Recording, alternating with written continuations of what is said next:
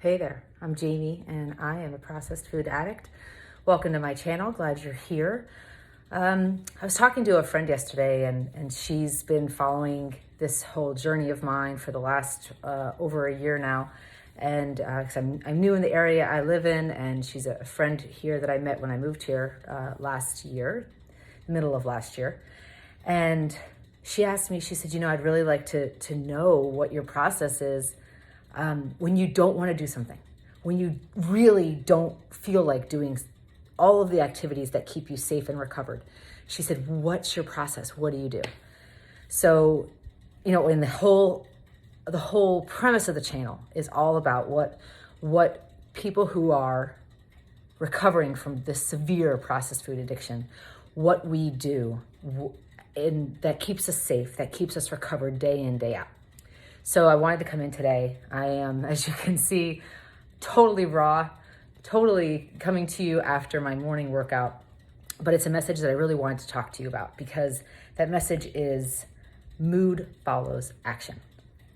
And the reason that I'm talking about that today is because today is the day after a holiday here in the US. And we had a 3-day weekend, in my case, a 4-day weekend.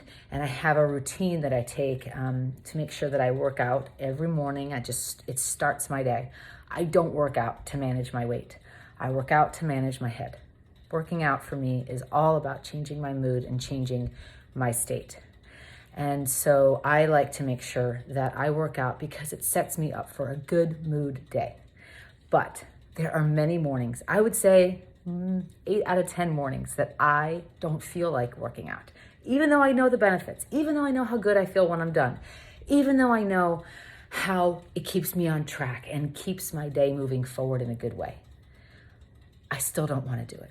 And this morning, the day after, in my case, 4-day holiday weekend, I did not want to work out. I did not want to move. I wanted to go on a walk. I wanted to come back and I wanted to relax around the house, around the pool, and enjoy the day. But I thought, I had 15 excuses why. Well, I'm not gonna do much today. I don't really need to work out. It's not a big deal. I'll just relax around the house. I had all the justifications that my food addicted brain wanted to tell me. And I really, in every fiber of my being, did not want to do this today. And that, in all of the years of recovery that I've had, that is how I know when I need to do it most. So it was a reminder in my head that mood follows action, that I did not need to wait, and I cannot wait for when I feel like working out. I cannot wait for when I feel like doing my food prep. I cannot wait for when I feel like packing my food and bringing it with me, or when I feel like just throwing it all, not throwing it all away and going to that restaurant that I know doesn't have food that is aligned to my goals and my program.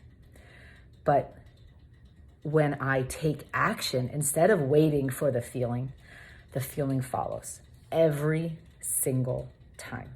So today, as I sit here cooling down on my bike after my workout, I wanted to come in and talk about this because it's so important. If I wait to feel like doing something, chances are 90% of the time, I'll never do it. But when I actually take the action, the feeling always follows. And sometimes the feelings that follow are amazing. They're really, really full feelings of pride, or feelings of accomplishment, or feelings of joy. And sometimes they're just gosh, I'm so glad I did that feeling. Whatever. They're always positive feelings. They're always variations of positive feelings.